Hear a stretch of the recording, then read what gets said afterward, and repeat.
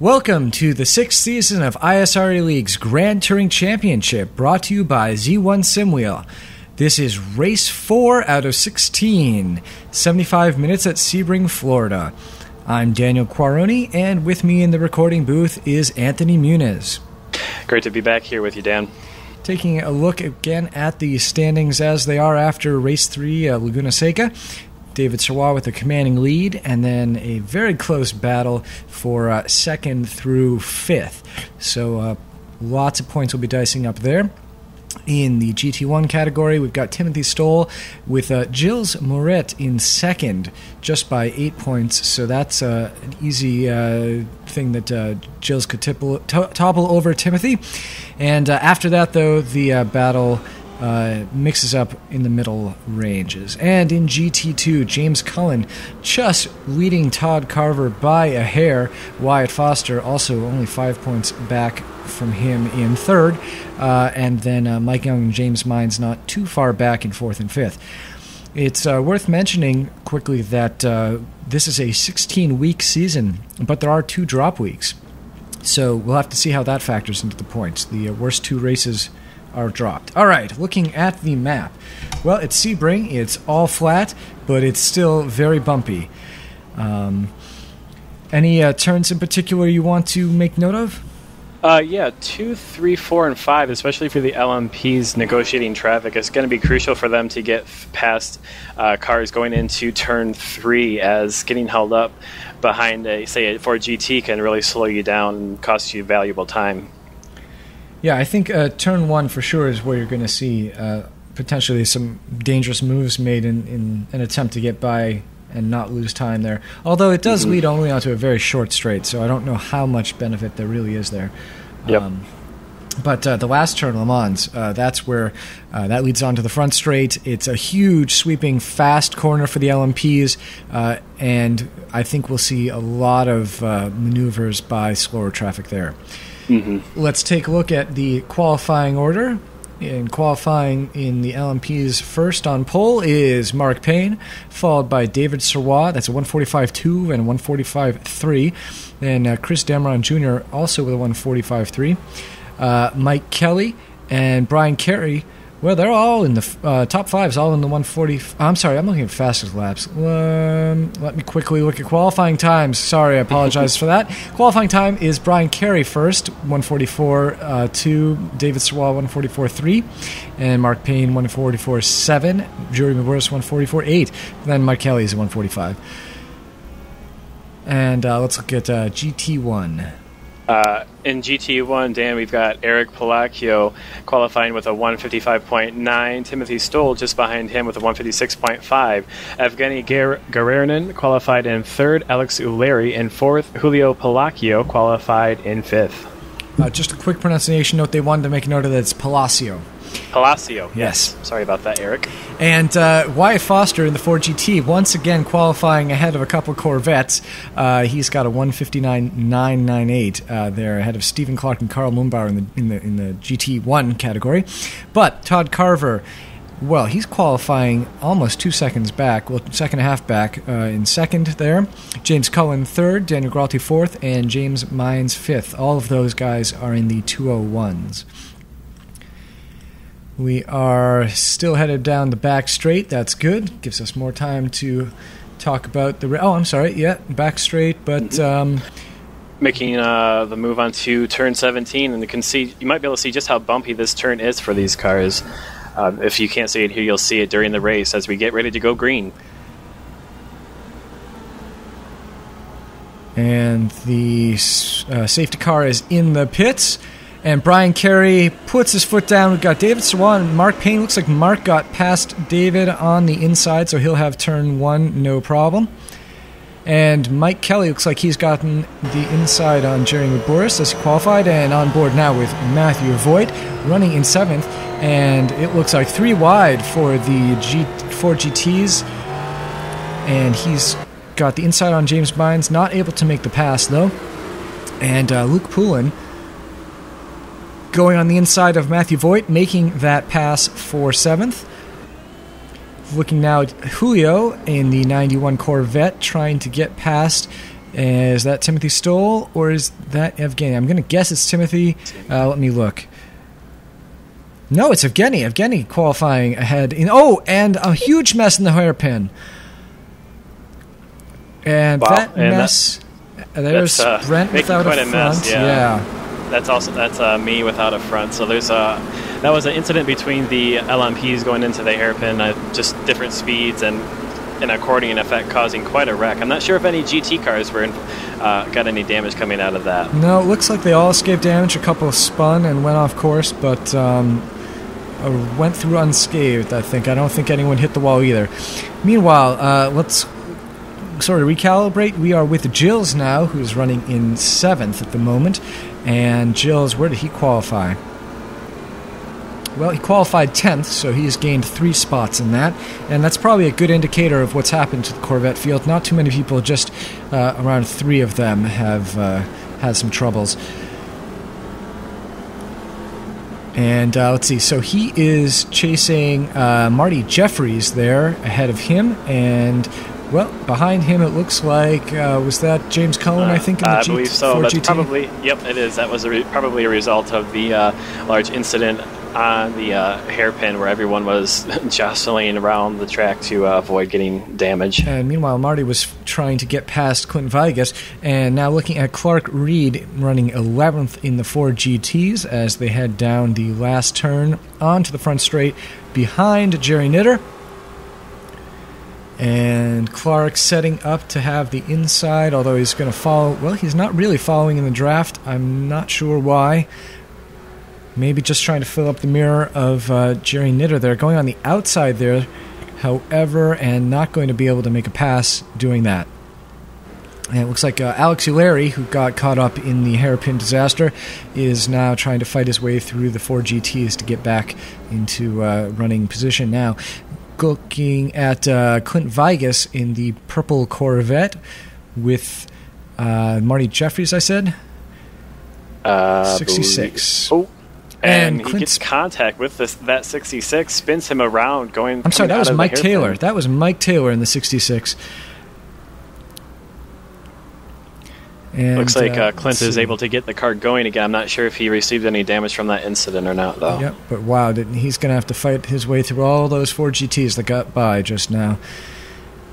And, of course, they're all each in their own tight battle here in the opening minutes of the race.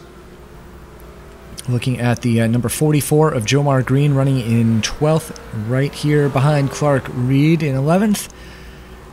And they're following Jerry Knitter. Clark looking to make a move, not going to happen.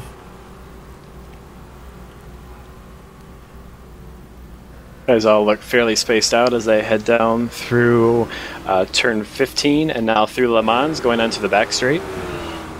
Oh no, this is not Le Mans actually, but now it's Le Mans. Jomar getting on the inside. Yep, let's see. I think he's got the speed. They are neck and neck. Jomar's just a little bit ahead. He's going to inch up, and he's got the inside, so I think he's going to take it through the last turn. Now, turning our attention to LMPs, we're watching Mike Kelly in 4th, and battling with Jeremy Burris, and right ahead of him is John Kuzland. Chris Dameron behind Jeremy. And Jeremy looking around, but not able to make any moves. There's no room there. Once again, looking on the inside, but not having a chance. Yeah, this is a much more narrow track than any of that we've raced so far. And so I think a lot of guys are going to have to be a bit more patient when they're looking for places or opportunities to pass because the track is so much more narrow. As we go on board now with Mike Kelly, as we can see, he's chasing down David Serrois for 3rd place. I'm sorry, yes, that was David Serrois. I incorrectly called that as John Kuzland. Sorry. John Kuzland is running 7th, so he's not too far behind. He's behind Chris Dameron, who's... Oh, and Jeremy Burris making the pass. I didn't see that one coming. I think that might be a result of different downforce packages. I know there was some debate on whether to go with a high or medium for this one.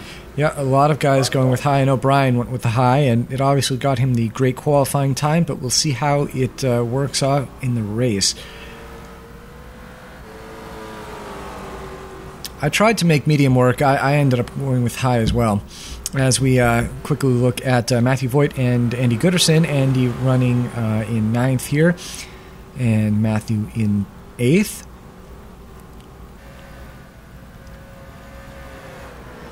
Ford GT, quite a handful through this section.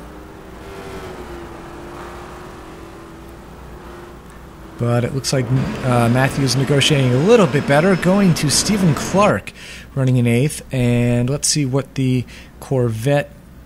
Oh, looks like we've lost telemetry on Stephen Clark, so hopefully we'll get that back in a moment. There we go, the number 92. And he is following Karl Mumbauer, who's gone up to the Corvette class for this race. Jumping over to Marty Jeffries, who has a better signal, and he's chasing down Gilles Moret and getting a good run through turn 1.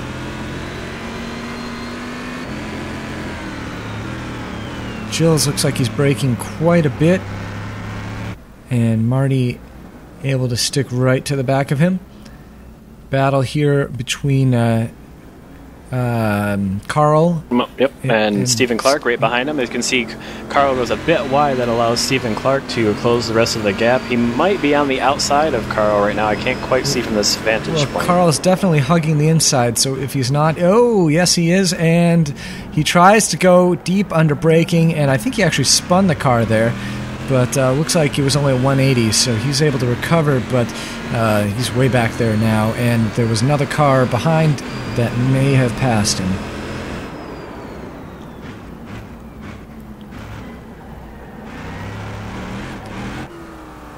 And now we are looking from the view of Daniel Gralti running in 4th, and checking back to Mike Young in the number 1 Jägermeister car.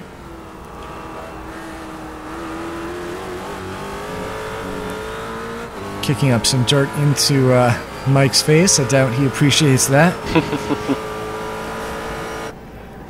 And now once again jumping over onto my car, running in 8th. And I am behind John Koosland, so that is incidentally, I think the gap, yes, is widening quite a bit as we go here. Between the top 5 or so, and John and I. Looks like you guys are about 3 to 4 seconds off of Chris Damron, who's currently running in 6th place. And John, I think, also running the high downforce package. Looks like he got a somewhat wide line through there. Mm-hmm. You now using the draft on the back straight to catch up. Closing the gap nicely. Looking on the inside into turn 17. Ooh, didn't quite. I don't think he had quite enough momentum going in that allowed John to stay ahead of you on the outside. But you might have another chance going into turn 1. And Carlos Passos now, watching him. As he heads down, he is running 3rd right now with, well, there's the 4th car. Oh! Well, that wasn't too bad enough, but the 4th place car, as you can see, is maybe, 10 seconds behind him. Let's quickly look. Yeah, it's 5 seconds, 6 seconds now. And now Stephen Clark and Alex Larry. Alex right on Stephen Clark's back, and Alex, I think, getting caught up in that hairpin lap 1 mistake, so he's got the speed. He just needs to battle it back here. And that's James Cullen ahead of him. You can see not a whole lot of difference here between the Ford GT, except there under braking. Oh, Stephen Clark sawing at the wheel.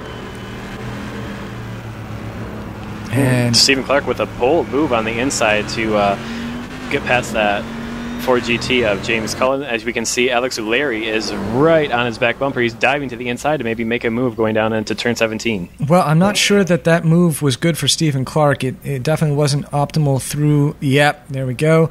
Alex either was able to take a better speed through that turn, or maybe it was just the drafting, but I think he got a better line through the turn because he didn't have to challenge Stephen Clark there. And looking now at the battle for fourth in LMP between Jeremy Boris and Chris Damron Jr. They are lapping the Ford GTs already. So going by Andy Gooderson, you can see, and Matthew Voigt. And David Sawar just a little bit ahead of them, on board now with Jeremy, going on the outside of Matthew Voigt easily. And you can see the closing rate in that turn was just incredible. I think it was probably 30 miles an hour or more. Yeah, these LMP cars are so much faster than the GTs. There's almost, as Jeremy gets loose coming out of that corner, that allows Chris to get by. So he'll take the position there. But the LMPs they lift a little bit going into turn one, and then they're back on the power early, about at the apex. As we go now to you and battling John Kuzlin, and looks like Mike Kelly for, I believe that's 6th, 7th, and 8th position. Yep, that sounds right. And traffic potentially being a factor here. Mike Kelly had been quite a bit ahead of us, I think. So, almost an coordinating effect right there as Mike takes a compromise line to get past traffic, and that lets us get right on his bumper. Kind of have to do a little bit of avoidance. You can see the amount of traffic that you guys will have to be negotiating yourselves through to stay up with the leaders. I think that was Chris Damron, so it looks like traffic playing a major role in the leaders races, allowing you guys to close some of the distance between them. Yeah, absolutely. We're just a couple seconds behind now, so definitely traffic being a huge factor in this opening portion. We're just 13 minutes in, and everyone is still very closely packed. Look at that line of cars. Everyone's slotting in ahead of their Ford GT that they're going to be running behind. Mike Kelly getting, is he going to get passed by John Kuzlin, who's going on the outside? Todd Carver giving him room, and yes, he does it. So John Kuzlin. That was a great move by John Kuzlin to put the pass on Mike Kelly for 6th place. As we can see, them pass James Cullen in the Ford GT. That was probably a little bit of a risky move, but it definitely paid off for him. They're diving on the outside of that Ford GT. I believe it was of Todd Carver coming out of 17. And just because you don't know if Todd was going to continue to trek all the way out and potentially run into John Kuzlin. As we can see, Mike Kelly now challenging John on the inside, going into the hairpin. Looks like he'll easily take the position back away from John. And we're looking now at Chris Damron. Well, we're looking at Mark Payne, Chris Damron, and David Sawar, or rather David Sawar than Chris Damron. And it looked like one of the Corvettes went off, but is back running. So this is 2nd, 3rd, and 4th here that we're looking. Oh, well, actually first there too. Brian Carey's right up there. So 1st through 4th. As they get past Wyatt Foster, running first in the GT2 category. And now 1, 2, 3, and 4, all nose to nose pretty much, going on in the back straight. Yeah, we'll have to see if drafting is a factor here. David Sawar on board now with him, and he's right behind Mark Payne. He doesn't look like he's got the draft, though, as Mark looks to the inside. Well, David's also looking to the inside. Wow. That was a very bold move. He was pretty far behind, but he's taking the inside line. We'll have to see where Mark ends up in relation to him. And Mark's just inching out ahead and able to get ahead for turn one. But that has given Chris Damron Jr. an opportunity. I think that was David Sawar going a little bit slow. So Chris Damron on the inside, making the pass for 3rd. Oh, David jumping up on the curb as he tries to get past Carlos Pasos in the Corvette. And that has slowed him up another half second or so. You can see Jeremy Burris now also in the picture, and currently in 5th position. He's also making his way back up to the leaders. And looking now at Mike Taylor, and this is Mike Taylor, Alex Ulleri, and also Marty Jeffries. Mike Taylor having to go wide. I'm not sure if he had to go quite that wide to allow you to get through. It looks like Colin McLean will also sneak by him, but Alex Ulleri was able to capitalize on Marty, or who was that? I think that was Marty. I forget. On him going wide and take that position away from him. And on board now with Alex O'Leary as he looks back. That's actually not Colin battling for position with him since Alex is in the Corvette. But Colin having a bit of a rough night, running in 9th at the moment. Yeah, I can tell you because I was on the track. Colin was involved in that accordion effect. He received a little bit of damage, and it's definitely showing in his performance so far tonight. And so we're looking back at Marty Jeffries. He's fairly far back. You can see, let's look at the time here. I'm sorry, Mike Taylor. Mike Taylor behind him, 3.5 seconds. Marty Jeffries, 6 seconds ahead of him. Oh, no, I'm sorry. Once again, Marty Jeffries was right alongside him. There we go. Jeffries, There's the pass. So the pass for 5th in GT1. And now turning to look at Luke Poulin. And he is running in 6th at the moment as he heads down the back straight. Has a fairly... Oh, no. And he blows the engine. Wow. That's unfortunately Luke's signature move. He's frustrated and he just wrecks it into the wall. Yeah, I know he's had problems with that in the past, and very unfortunate to see him go out so early in the race. Carlos Passos now currently running in 3rd. Oh, gets it wrong going into the hairpin, slides it wide. Luckily didn't go all the way around, but he'll lose time. And there's Gilles coming up right behind him in 4th, so let's see if that's going to be a position loss for him. Gilles coming up alongside, and yes, Gilles taking 3rd. And now checking out Chris Dameron Jr. running 3rd behind Mark Payne and David Sawat in 1st. You can see the leaders have spread out a little bit since we've last seen them a couple laps ago, but that's position 1 through 5 there on actually screen. 6 is right there too. So, yeah, we've got 1 through 6 all running on the same straight.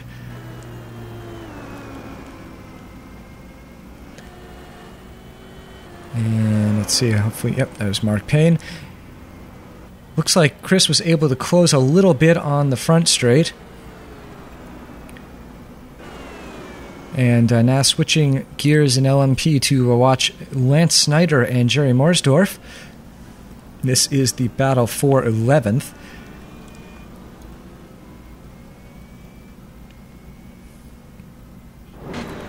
And once again, jumping up ahead, we're on board with Alex O'Leary. And he is now, he's fighting with Gilles. So let's quickly look and see where did Carlos end up. Well, no. Okay, so Carlos is back in 3rd. That's the secret there. Mm-hmm. No, that's the Ford GT. So we'll have to figure out where Carlos is and don't know how he got by. There's Carlos, that green car up ahead. He just made the left-hander. So not only did Carlos get by Gilles, he gained or opened quite a gap. I'm going to guess that Gilles must have gone off or had something go wrong. Yeah. Back to the front of the LMP class now as we look at Chris Dameron Jr., who is still trying to fight his way past Mark Payne for 2nd place. Can see David Sawad not too far behind him. Jeremy Burris also a few seconds off of that battle. And back to Gilles and Alex O'Leary. And that's Wyatt Foster running 1st still in the Ford GT. And it's tough to tell because of the... Alex getting very loose on turn exit there. Alex was commenting a lot pre-race about his difficulties dialing in the setup. He never really felt comfortable with what he had. Yeah, I think that's been a challenge for a lot of the GT1 Corvette drivers this season with the updated tire model that iRacing has released, causing some problems with setups, and it'll be a challenge for them to adjust to that this season. And Alex getting a good run, and we'll have to see how this battle with Lance and Jerry turns out. Hopefully they can manage to go 3 wide safely. They can probably do 4 wide if they really try hard. Lance looks like, well, no, actually he's not holding back because the Corvette is faster down that straight. Mm-hmm. So that was not any part of them being nice. Alex getting past Gilles, and now on board with Alex. And we'll have to see how that battle... Oh, well, now we're going to jump on board with Mark Payne, and we'll catch up later on the battle there. And this is 1, 2, and 3 in the LMP, so they've closed the gap somewhat significantly since we've last looked.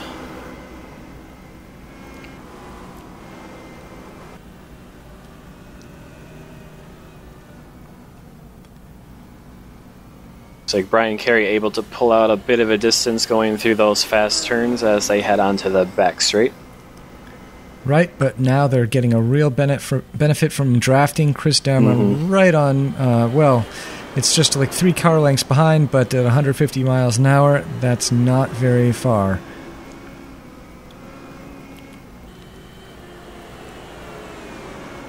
And...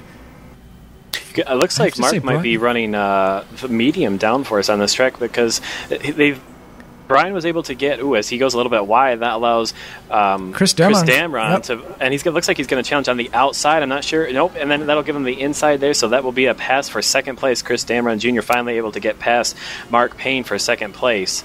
But just going back to downforce, I think that could be playing a role because I know Brian Carey had the high downforce setup, and you could see, I think you could tell on the straights as Mark Payne might be running a medium downforce package. I think you're right, because I was just about to comment before turn 1 that Brian was looking very slow compared to Mark Payne on the straight, and that's got to be it. And, of course, Chris Dameron probably also running high. Ooh, there's Brent without a front end. But he's able to draft off Mark there, and so he was getting the benefits of Mark's lower downforce. On board now in 7th place with John Koosland, and he's got me 2 seconds behind him.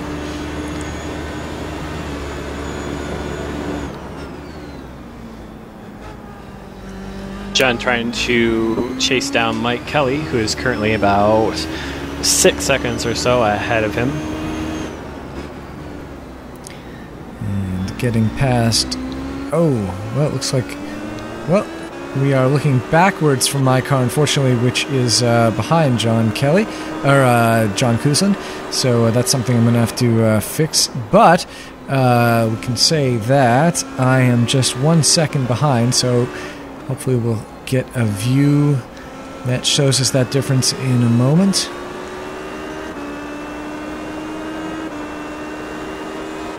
You can see the speed difference there getting negated at the high speed, and John Koosland actually let me by right there. I'm not quite sure what happened, but he was running a little bit slow and didn't really challenge me at all. Goes wide coming out of turn 7 onto the front straight as well, so that will impact his top speed going down into turn 1.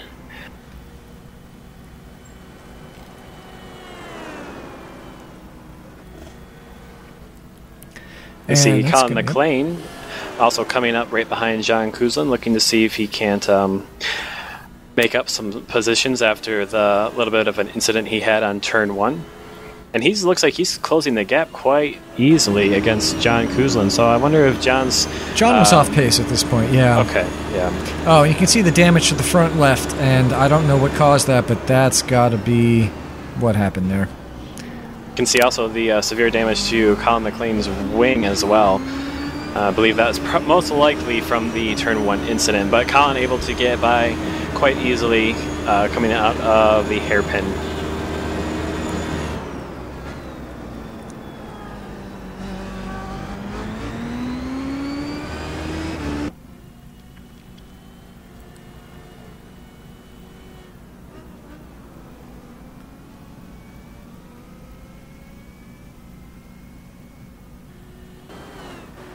And now David Sawar running in 3rd. You can see him right behind Mark Payne in 2nd. And we got a quick glimpse of Jeremy Burris getting onto the front straight. That's Jerry Morrisdorf in the pits. Chris Dameron Jr. also in the pits, it looks like. Yep. And that could be a normal scheduled pit stop. It depends on their strategy. We're about 25 minutes into the race.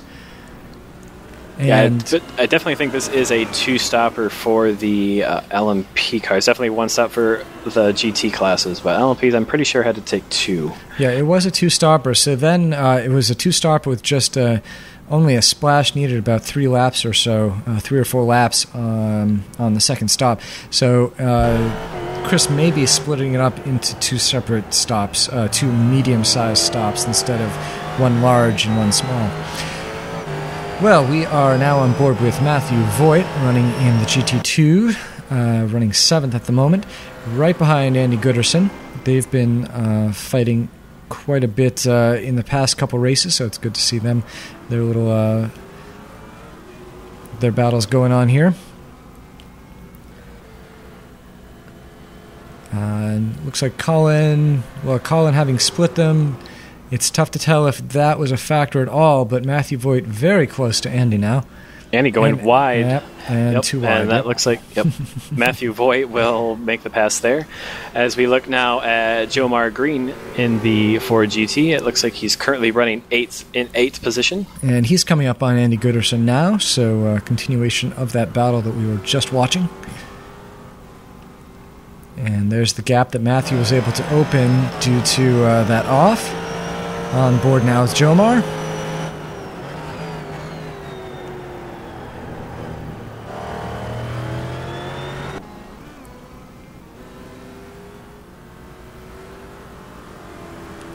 And heading on to the straight.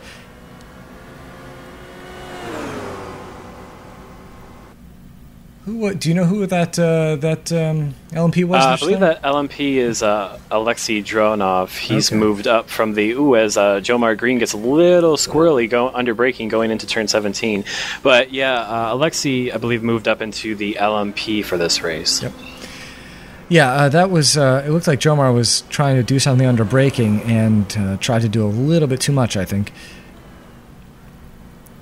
But he's really pushing hard to try to close that gap. Chris Demeron going on the outside and then on the inside. So weaving his way through the Ford GT traffic now. Looking at David Swa. Oh, traffic playing a role here. Wyatt slowing Mark Payne up. Mark Payne in second. David trying to get around. And see Wyatt apply a little bit of a brake there to allow those 2 LMPs to get around him.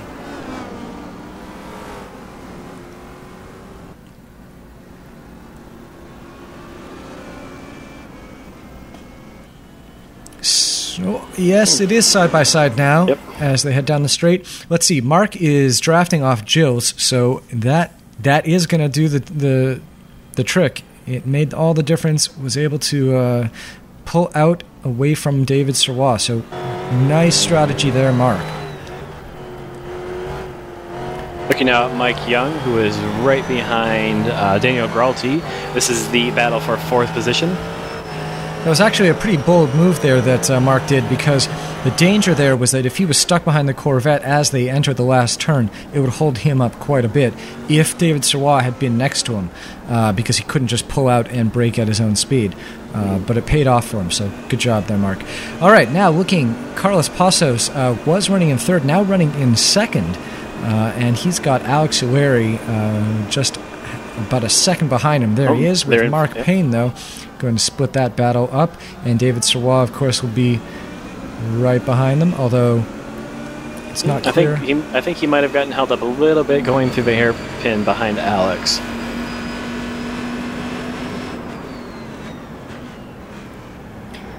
In fact, he's still being held up. As we can see, he still hasn't gotten past Carlos Passos yet. Looks like there might be John Kuzlin there as well, judging by mirror. Oh, Carlos gets it wrong going into that corner. And that's going to bring Alex alongside. Looks like John Kuzlin had a little bit of an issue coming out of that corner as well. And he is lapped traffic now, so the question is he going to interrupt that battle? But before we can talk about that battle too much, let's go over into GT2 and with Jomar Green fighting with Todd Carver. Ooh. Held it together, but he's really pushing it here through these curves.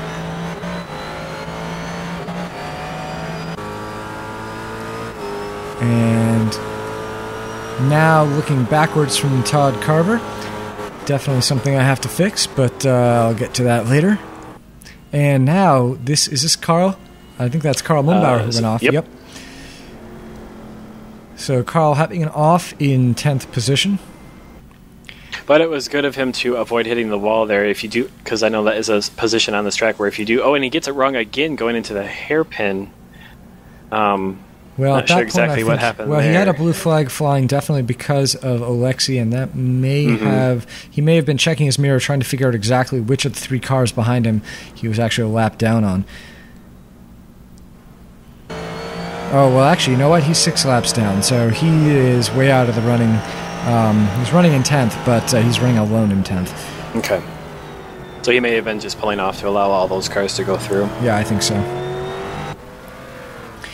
And back with Jomar Green and Todd Carver. Jomar going wide and onto the dirt, and Todd Carver making easy job of that pass.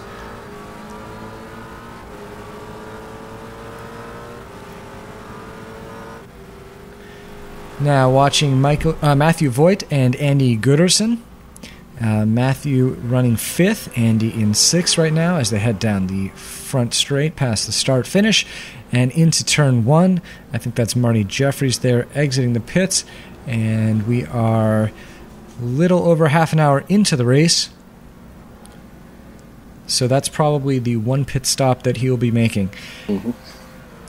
Looking now at Mike Young, and he's battling with Daniel Gralti for 3rd position.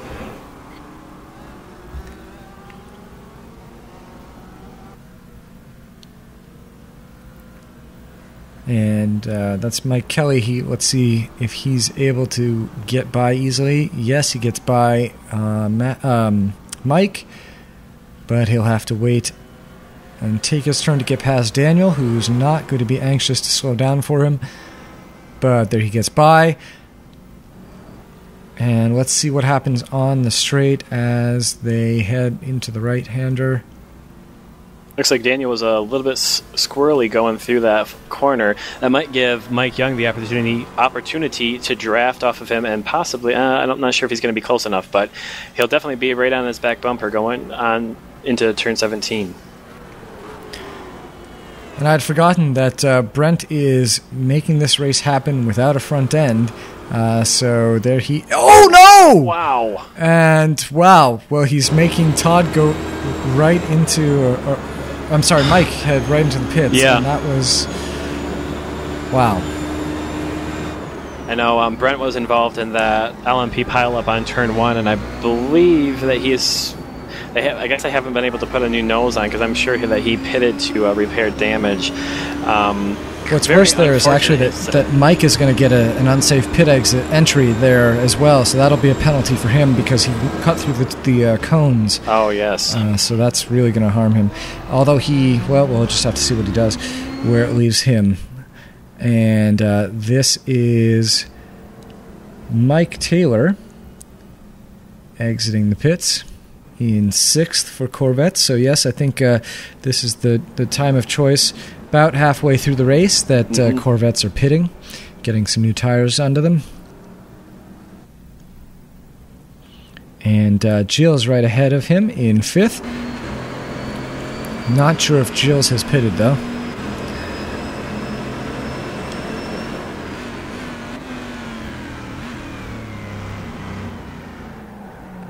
Ooh, going a little bit wide through the hairpin. Yep.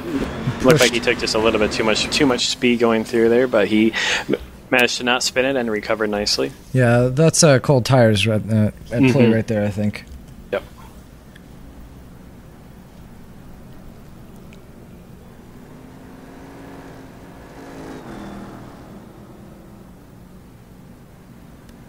And I didn't notice, is that a Corvette behind them, or is that a Ford GT? I believe that was a Corvette. Yes, I think it might be Stephen Clark. Yep. And if that is, he would be running in 7th position. And that's Evgeny, I think. That was Evgeny, I believe, off. But if that was Evgeny, he's 3 laps down anyway.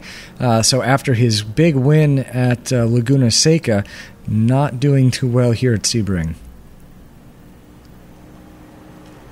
And yep, here is, let's see, so Mike Taylor, Gilles Moret, heading right. Lots of speed, getting on the gas, trying to avoid those really big bumps that'll send you sideways. Good track out. Mike Taylor getting a great run out of the last turn. Gilles running a defensive line, but it's, well, it might do some good. Mike's a little bit ahead, but Gilles has the inside. Mike's going to give it to him. Yep. It's really hard to, unless you're in an LMP, it's really hard to pass on the outside there. And now back to Andy Gooderson and Matthew Voigt. Once again, running, well, this is actually now for 4th in the GT2s.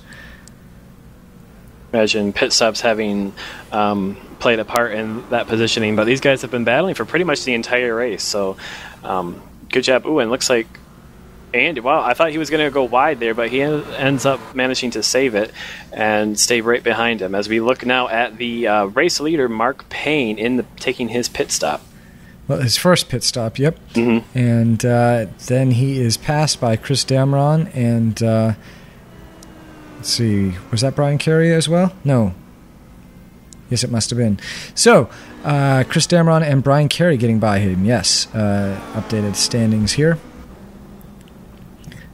I thought Chris Dameron had pitted, but I might be wrong. I don't think that Brian has had his pit stop. Yeah, Chris, he took an early pit stop, so I'm not exactly sure how those different strategies are going to play out. We'll have to wait and see. Well, if Chris was going for the 2 medium pit stops, then his would have been faster, and that explains why he was able to get out ahead. Mm-hmm. Now, on board with David Serrois in 4th, with Mike Kelly right behind him, opening up a little bit of a gap there. And now with the race leader, Chris Dameron Jr. and Brian Carey.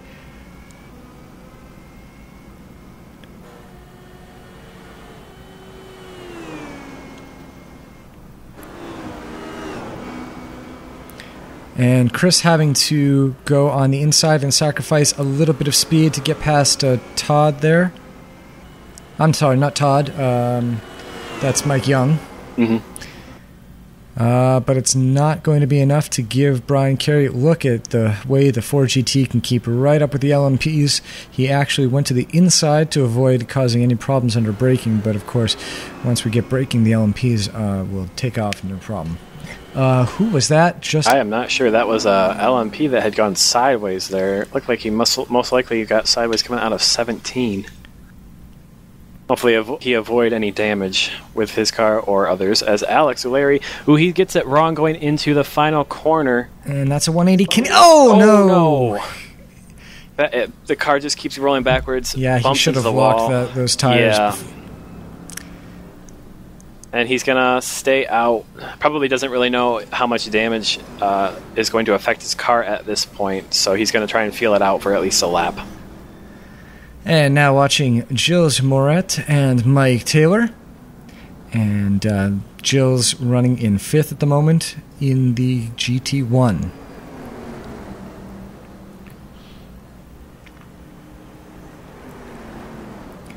Mike looking on the inside, although I have to say he may have just had that inside line. Sometimes it doesn't feel like you can have quite enough grip to make that line up on the outside. Lance Snyder off, but waiting for traffic to come by. And here is David Swan, Mike Kelly lapping him. Traffic playing a role there, getting past Mike Young. You could see Mike Kelly just sort of sawing at the wheel, trying to get as much turning force as he could. Mm-hmm. Looks like they're coming up to lap the LMP of Jerry Morsdorf. Yep. And that's not going to be any good for David Serrois, but, well, Mike Kelly should be taking advantage of the draft. Jerry making, I guess, a move to give him the draft of David. I'm not sure what that was. I think I caught his brake lights real quick, so he might have been just getting out of the leader's way and allowing them to pass. And on board with the James Cullen in his 4GT, exiting the pits. He's currently in 5th, but I think he's exited just behind Let's see, Todd Carver, yes, just 4 seconds. You can see Todd Carver ahead of Timothy Stoll there. And now watching the TV angle. So that's Todd Carver, Timothy Stoll, and Brian Carey is going by, and there's James Cullen. So currently with the third place lights on, that was from before his pit stop, so that pit's put him back 2 spots. And lots of traffic there at the hairpin. You can see James having to take a very inside line going through the hairpin because Mike Kelly had taken the outside to get around him. Well, Mike trying to keep up with David and Mark there. I'm sorry, David and Brian. And Timothy Stoll holding up the LMP brigade of 3rd, 4th, and 5th place. And David getting around, Brian getting around, Mike also getting around. Switching now to James Cullen, who's battling with Todd Carver for 4th position. Looked like Todd got a little bit sideways. Oh, almost. Wow. Almost impact there on the part of Jerry. And I think Jerry may have a little bit of damage because he seemed to be a little bit hesitant to get around Todd Carver going through turn 16. Well, and right there, they at that point, since he didn't have the speed, side by side with Carlos Passos and is that James Mines? It looks like it. Yeah, so they're not competing to get out of the pits. And there we go.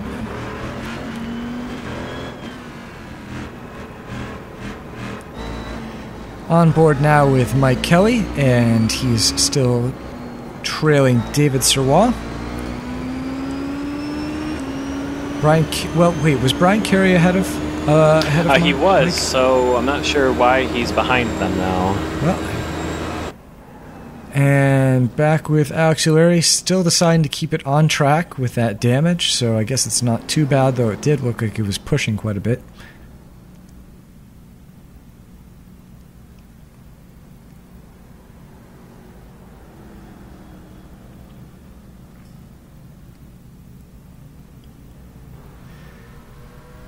And this is James Cullen and Todd Carver. Both of these guys still battling for the 4th position.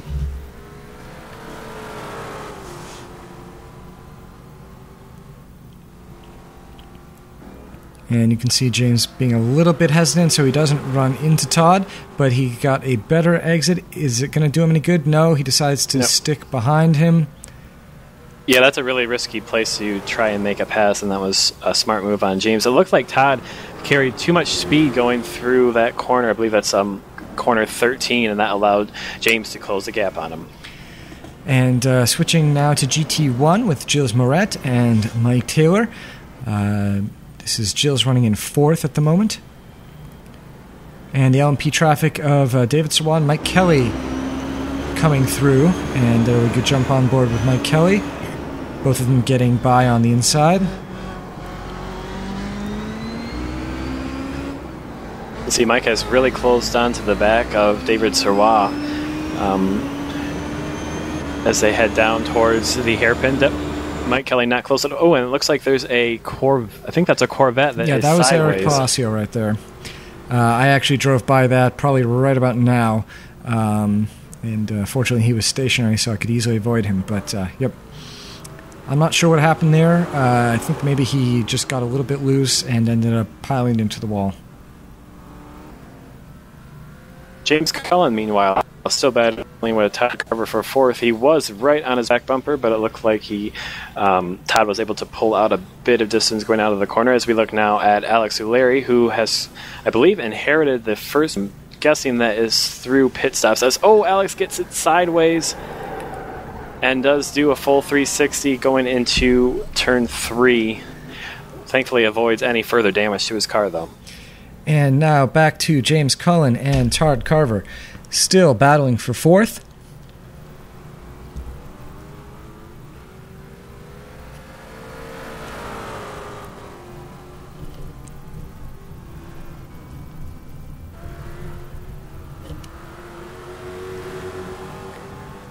James using every inch of the track and just one or two more, but keeping the grip through and having all the speed.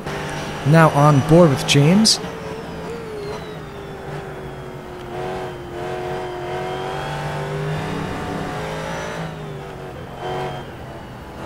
Looks like they've also managed to catch up with the Ford GT of Matthew Voigt, currently running in third position, as it looks like you're going to make pass on James on the inside, most likely Todd. Yeah, under braking I'll get past Todd, that won't be a problem. Yep, as you can see right now is where you started braking, so the LMP cars stay flat through the first part of that corner.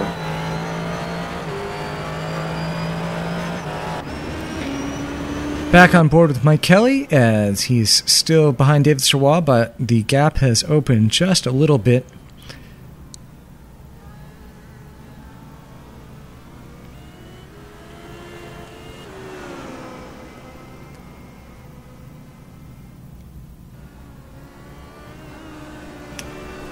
These guys are currently about 9 or 10 seconds off of first place Chris Jr. So ways to go to get back up to the lead, but these guys have managed to stay pretty much nose-to-nose with each other so far during this race.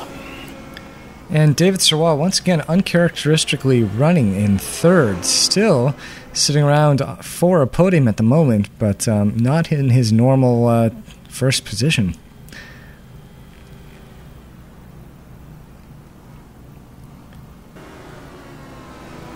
Heading through 17 on the outside of the Ford GT there. Mike Kelly makes it 3 wide, and we'll try to make a move on the outside going into turn 1, which we won't see as we go and look now at Alexei Dronov. And he has managed to catch up to Brian Carey, and this is a battle for 6th position. Yeah, so Brian falling way down the order. I think he, well, I know he had some damage. You can see his wing damage there.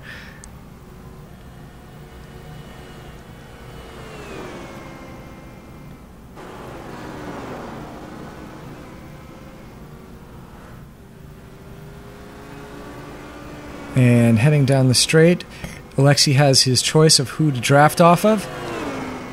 And now he's running in clear air. Can't tell quite if he's up alongside Brian or not. Looks like he's going to try. I don't think he'll have the momentum. Behind, yep. Yep. But he's got the better line. Brian was probably worried that he would try to make a move, so he ran quite wide. And Alexei now catching up easily on the straight, and looking now at Carlos running in 7th. Looks like he gets a little loose coming out of turn 5 as he heads down past Big Bend on his way to the hairpin.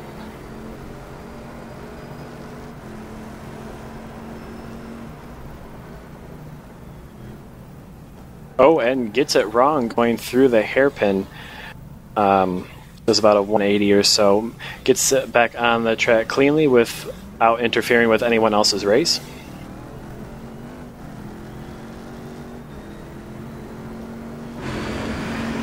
Now watching from Mike Taylor's perspective, running 5th. Oh, and getting past Gilles Moret without any effort at all. So that's going to put Mike into 4th.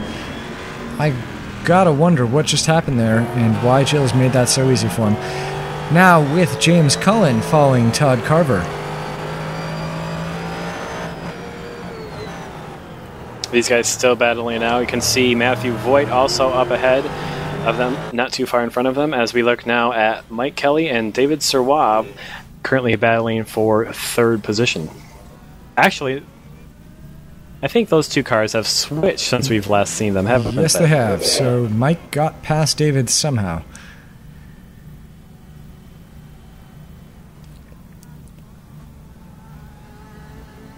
So David now 4th in the running order. And while we're talking about running order, let's quickly give a rundown of the running order brought to you by Z1 Simwheel.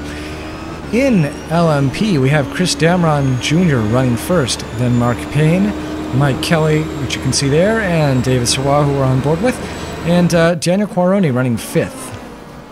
In the GT1 class, we have Timothy Stoll, your leader. Marty Jeffries running a good 49 or 50 seconds behind him.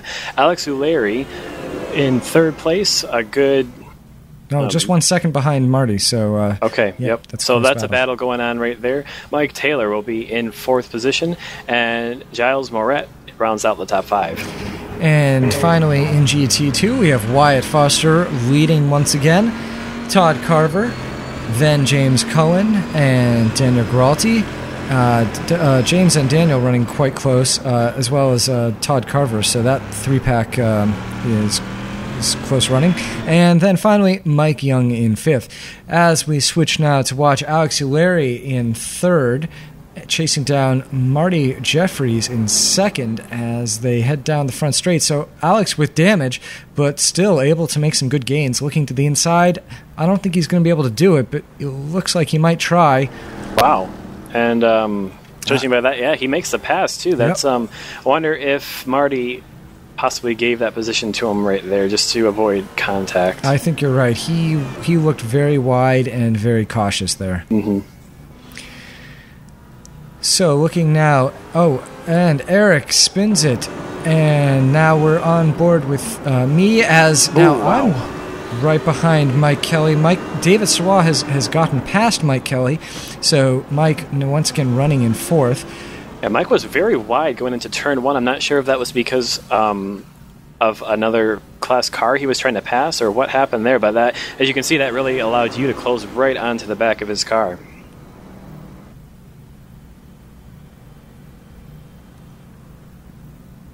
Alex giving plenty of space there.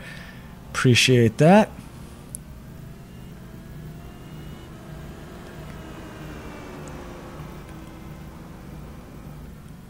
And it looks like, despite that gap from the hairpin, looks like I'm closing that down.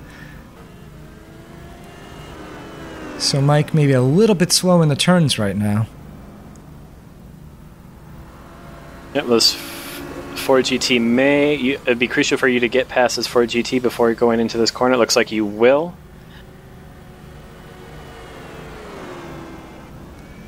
And now we are checking out Mike Taylor running in 4th at the moment in GT1. And Brian Carey coming up right behind him, and a little bit behind him, there's Gilles Moret running 5th in GT, and I believe that's Marty Jeffries running 5th. Yep. No, I'm sorry, I've got my numbers wrong. 4th is Mike Taylor, 5th is Gilles Moret, 6th is Stephen Clark. Looks like Mike Taylor has managed to put a bit of that's kind of closed up now, but he had put a good distance between. Oh, Gilles, wow, and he's off pace. Very slow. I don't know what happened there. No damage. Yeah, Gilles was able to get by Mike very easily, as well as Stephen Clark.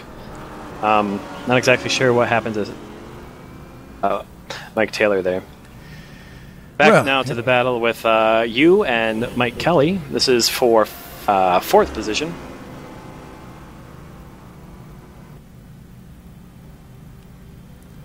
Heading down into the hairpin. That looked like Evgeny ahead of us, and Evgeny way off, running 9 laps down. Oh, and the battle. So Mike Taylor, I don't know if he figured out that he could run faster or what happened, or if the other two were just running very slow, but back up with the pack of Gilles and Stephen Clark. Gilles now starting to put a bit of distance between himself and Stephen Clark. Mike Taylor diving to the inside of that corner. I'm not exactly sure why he did that. You can see it causes him to run wide coming out of the hairpin. Really wasn't necessary to dive on the inside there. He wasn't close enough to make a move. No, I think he may have just been being cautious. I don't think he wanted to run into Stephen. Okay. And so he was getting out of the way, but yeah, as you said, bad move. And pushing very, very hard through that right-hander. Looks like Gilles is going to be have to defend against Stephen Clark now, as Stephen Clark has closed the gap between them. Looking now at Matthew Voigt, who's currently running in 6th position in the GT2 class. And that's John Kelly, but John Kelly's a lap down, so that was not a passer position. And I went on the inside and a little bit of contact, and that sent Matthew Voigt right into the wall. Hopefully not too much damage done there. I'm not exactly sure. Probably most likely just a miscommunication between drivers. And not sure if Matthew was aware that you had taken the inside line there and decided to take the inside line through turn 1, and that caused the contact. Yeah, well, so John had waved me by, and I was hesitant to go past Matthew there, but he looked like he was leaving me space, and space just disappeared as we were side by side. So no black flag for that, but an unfortunate racing incident. Mm-hmm. No, that would be a position where it'd be useful if iRacing had give the ability to flash the headlights to allow the faster cars to signal that they want to come through. So anyone from iRacing happens to see this broadcast, might want to get on that nice little feature. Well, we are back with the battle still going on. Well, I guess it had been concluded between Andy Gooderson and Matthew Voigt before that spin-off that Matthew just had. But it looks like he's back on the road and keeping up pace with Andy, so hopefully he'll get back there. Mm-hmm. Now, with Mark Payne... actually, no, not watching Mark Payne. We're actually watching Gilles Moret and Stephen Clark, who are running nose-to-tail, and Mike Taylor's left a little bit back behind, so the gap opening there. Jill's still doing a good job to defend 4th position from Stephen Clark. While we're having Mark just go by, he did make the remark that for a flat airport, this track has tons of character and it's very fun to drive. And I think he's absolutely right. Yeah, I definitely agree with that. This is one of my favorite tracks to race at, and I think this is really a driver favorite for a lot of these guys. I kind of wonder, though, at some point they're going to have to repave it because it's going to get too bumpy to race on. And I really wonder what the outcry was going to be on that because, of course, the bumps being so much a part of the character of this track. Yeah, that'll be an interesting one as we see... who is that? Jerry Morsdorf going by the 2 Corvettes. Because the bumps are really what give this track a lot of its character, and if it's smooth, I'm still sure it'll be a great circuit to drive, but it might have might drop down in the favors a little bit from some of the drivers. Although some of the drivers, I'm sure, hate the bumps. So. Yeah. Well, there are a couple that catch you really off guard. Oh, and contact! No. Contact between the 92 Stephen Clark and Gilles Moret there. I know that's not the way that who is that? Stephen Clark wanted to get around Gilles. That's unfortunate. It looks like he doesn't have too much damage, but you can see Mike Taylor able to get by Gilles as well. So, well, I say repave, but really it's concrete, so maybe they can just fill in some gaps or something without causing too much trouble. True. Looking now at Todd Carver, who is currently running in 3rd position, and he is trying to catch as he goes a little bit wide through turn 3, but he's trying to catch James Cullen, who is currently running in 2nd position. And you can see Daniel Gralty not too far behind these guys as well. Yeah, Daniel Gralty just running about 3 seconds behind Todd Carver. And quickly checking in, that's Mike Kelly, and I don't see myself anywhere nearby. So, well, apparently I'm 6 seconds back, so after that incident. Watching now from Mike Taylor's perspective, and he's currently running in 5th after getting by Gilles, and he's trying to catch up with Stephen Clark here. You can see Gilles in the background there. He's fallen quite a ways behind these 2 guys, so that damage definitely affecting the speed of that his Corvette is able to get around the circuit. Well, we are 1 hour down, 15 minutes to go, as it looks like the LMPs are cycling through their 2nd pit stops. We've got Mark Payne in the pits, Alexei Dronov here exiting the pits in 7th.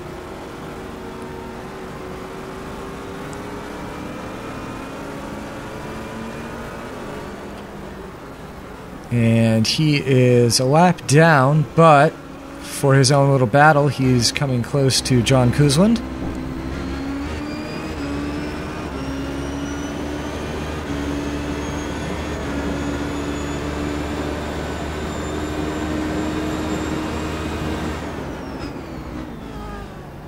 Looking nice and tidy through the hairpin. Takes a little bit of extra curve coming out of it, but it doesn't seem to have affected him too bad.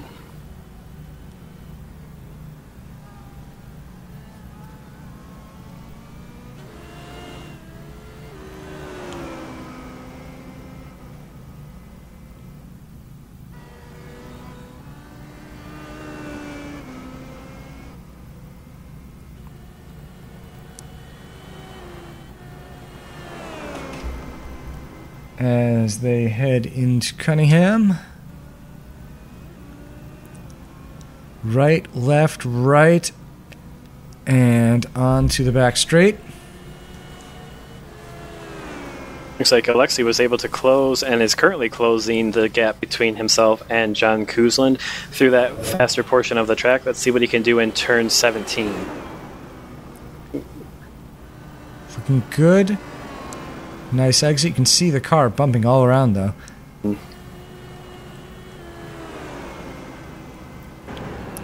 And on board now is Stephen Clark in 4th for the Corvettes. And he's going to head into the pits. And that's got to be his one pit stop. So, although he was running 4th, Mike Taylor is now past him, so he is in 5th at the moment.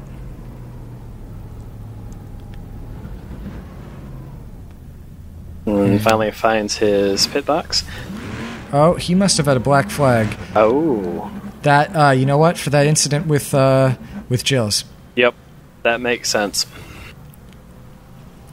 So obviously the race steward finding that incident avoidable contact and doled out the appropriate penalty. In the meantime, we're looking at Marty Jeffries, who is in 3rd. Ooh. And goes wide, I think just due to traffic and dealing with that, but gets back on the road without too much trouble. That is not going to cost him too much, though, because he's 12 seconds behind Alex, and Mike Taylor's 17 seconds behind him.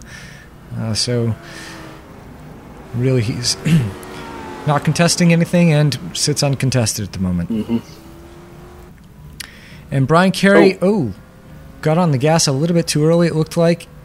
Avoids the wall, but has to find reverse and get back onto the track. That is costing him a lot of time, and he looks like he may... Oh, I'm not sure. No, I guess there are no immediate places that he'll lose, but that's other than a lot of time. Now, battle between John Koosland as he heads into the pits to make what will be his final stop.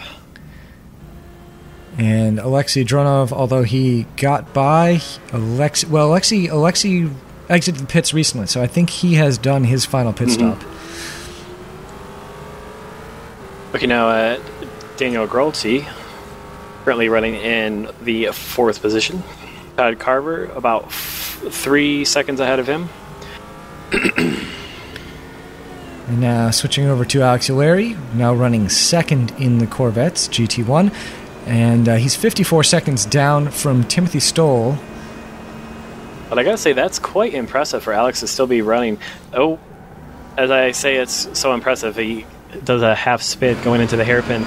But that damage that he received when he spun going into turn 17, for him to be up in 2nd at a good race pace, that's quite impressive.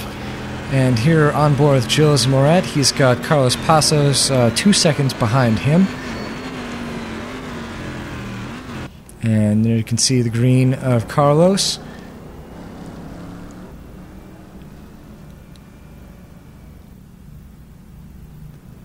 And Carlos has closed that gap now to a 2nd. I'm guessing that Giles is currently fighting damage on his car from that incident with Stephen Clark. Yeah, you're absolutely right. Carlos now having to do some avoidance braking there to not run into Gilles. He'll definitely pass him, if not on this straight, then shortly thereafter.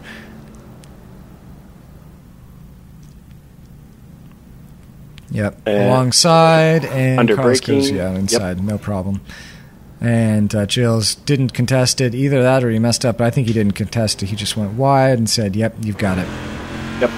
Gilles most likely just trying to limp the car the final 9 minutes or so until the end of the race, as we now look at Daniel Gralti, who is currently running 4th in the GT2 class.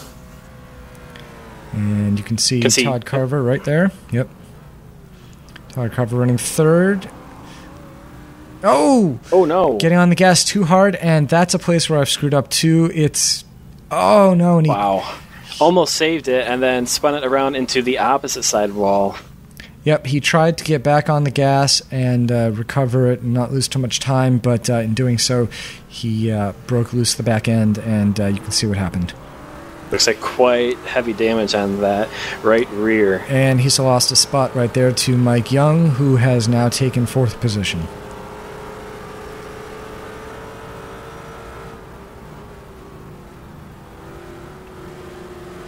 How about Wyatt Foster, currently leading this GT2 class about a minute ahead of 2nd place James Cullen.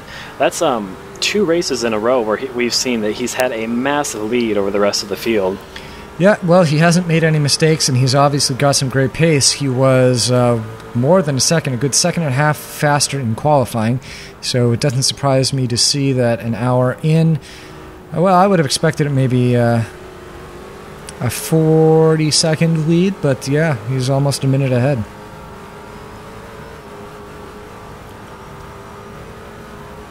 So we continue to watch Daniel. He looks like, even despite that damage, he's able to at least maintain pace with Mike Young. Yep, yeah, he felt out the car and decided that a pit stop wasn't necessary, and it does look like he's closing on Mike Young. There's nowhere to go there, but now he's right on Mike's bumper. Mike getting a little bit loose under acceleration coming out of that turn. And we're going to switch over to Matthew Voigt.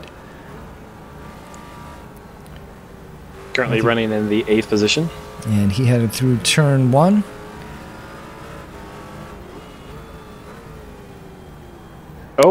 And just gets it wrong going into turn 3. Counter steers, and that sends him hard into the tires. And I'm assuming that's some heavy damage. Yeah, I would expect so. I don't think he'll be continuing off after that one. Back to Daniel Gralti and Mike Young. Daniel Gralti still not able to find a way past. I'd guess that even though he can maintain the speed, it's possible that he doesn't feel confident enough in the car to make a daring passing maneuver. Yeah, I'd have to agree, and it's really probably somewhat frustrating to know that you've got the pace to get around this guy, but the damage to your car might be holding you up a little bit. So we'll have to see. There's still 6 minutes left. It's possible that he could still get around him. And as we see the overall race leader, Mark Payne, about to put another lap on these guys. And here again, Mark Payne. Well, looks like Mark will get by Mike before the break zone. But look, you can see Chris Damron Jr. and David Sirwa not far behind. So that's 1st, 2nd, 3rd, plus a couple lapped cars. Damage on Alexi and Mike Young, and on board with Chris Damron as he avoids that. Boy, I wish I could go back and watch that again. It looked like Mike Young had kind of swerved to the outside once Mark Payne had gone by, and it looked like, I'm not sure exactly what happened, but Alexei Dronov maybe a little bit slow going through turn 17, and it caused him to run into the back of his car. So Todd Carver now running 3rd.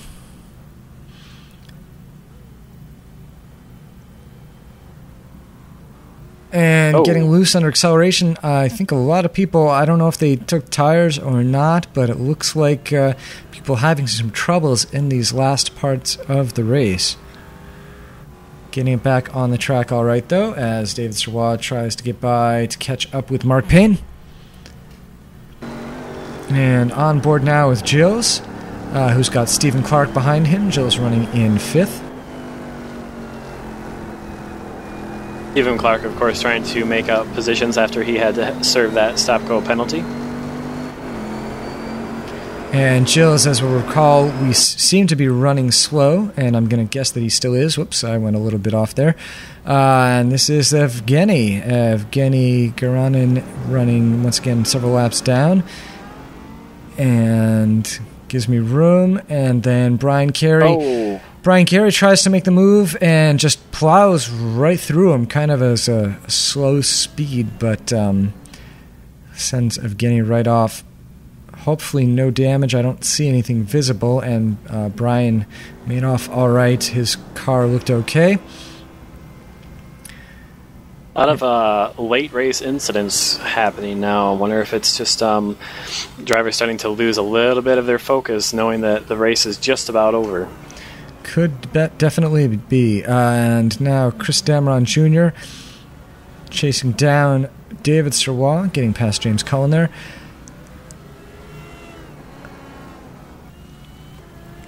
And we have 3.5 minutes to go. He has 2 seconds to make up.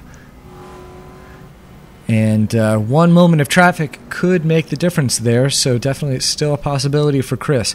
That's one of the great things about multi-class racing is that, well, you always have to be an optimist to be racing, but it gives you another thing to hope for, because you can say, well, you could run into traffic, and that could close the gap. And in fact, in the last race at Laguna Seca, that's exactly what did it for Colin McLean. He caught up with David Serrois in traffic and then was just able to make the pass on the final straight.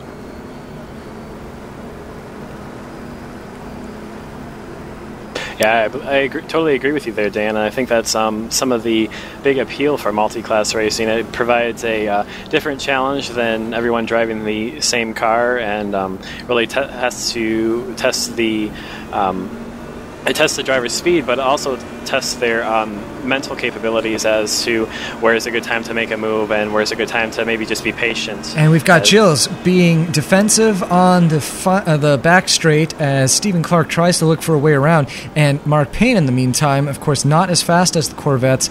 And there you go. Gilles went wide. Stephen Clark, well, David Serrois splitting them, and they're going side by side. Gilles on the inside for turn 1, though, so I expect him to maintain that position. And he seemed to pull ahead of Stephen Clark going on the straight, so I wonder if Stephen maybe got a little bit loose, too aggressive with the throttle application coming out of turn 17, and that allowed Gilles to have a little bit better speed going down the front straight. And this is Todd Carver and Daniel Gralti. Daniel Gralti bringing him third, and as you recall, took all that damage, so Todd...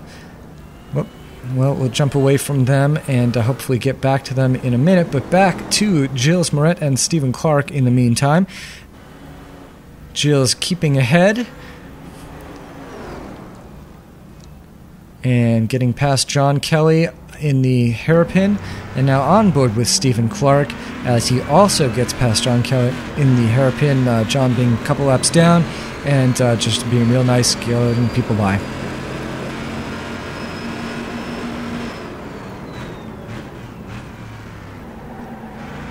Gilles, yep, go ahead. Yep, a little bit wide, or a little bit quick going through that corner caused him to get a little bit sideways, but he recovers nicely, maintains his position in front of Stephen Clark. And now on board, this is the view we want. Yes, right on the back bumper. Stephen Clark looking on the inside, not finding a way as they head into the left-hander. This is going to be a great battle. Coming right down with the final 45 seconds of the race. These guys are just about finished. Stephen Clark is going to have to make a move quick if he wants to get past. And Timothy Stoll... now, there's probably Evgeny going off again, since this has just not been his race. But behind him there could be Timothy Stoll, because it wouldn't surprise me to see that they're a lap down, unless that was just Evgeny getting back on. Well, we'll see, hopefully, as they come by. And on board now, Stephen Clark, as Gilles very late on the brake at that part of the turn. I wouldn't normally expect it, so I think he probably had a little bit too much speed coming out of that exit. Doesn't seem to have made any difference, though. Stephen Clark not able to get past, and looks like the gap opening a little bit through turn 1. Stephen Clark closes the distance between the two going into turn 3. and they seem fairly evenly paced. Looks like Stephen Clark taking a different line through those corners, and it looks like it allows him to catch right back up to the back bumper of Gilles as they head down towards the hairpin. Yeah, Gilles braked very early for that turn, and I'm not sure why. Gilles taking a defensive line going into the hairpin. I believe that's probably because of possibly some damage that he received during that incident that caused Stephen Clark to receive that black flag. So he might be trying to fight through and maybe just feels that he has to brake a little bit earlier than normal. Well, he seemed okay there, unless it was just that Stephen Clark expected it at that time and braked right along with him. Well, we're going to switch over quickly to Mark Payne as he heads down the back straight with David Savoie and Chris Dameron Jr. for the last time to finish up the race. And we put Mark Payne, 34, on. Oh, Chris Dameron Jr. having troubles in the last turn there and going sideways. I imagine he'll be able to limp over the finish line, but what a terrible way to finish the race. So finishing second there, the 19 of David Savoie. And there we have the number 60 of Chris Dameron Jr., so he did get over the line finally. But, wow, scary moment for him. I'm sure he was trying to make a move on Dave, and that was that. See, Stephen Clark has lost a lot of distance on Giles Moret, so I'm assuming that he had an off somewhere, because you can see Giles up there, and there's Stephen Clark right there, so that will secure Giles' finishing position. Well, except that Gilles still has one more lap to do, as Timothy Stoll just finished the race right behind him. Oh, you're right. So he'll have to defend for one more time around. Yep. And now we're watching James Cullen get past the start-finish. And that's going to give him second in GT2. And here comes, Jomar in the 44, and this also Daniel Gralti. No, is it? Yep.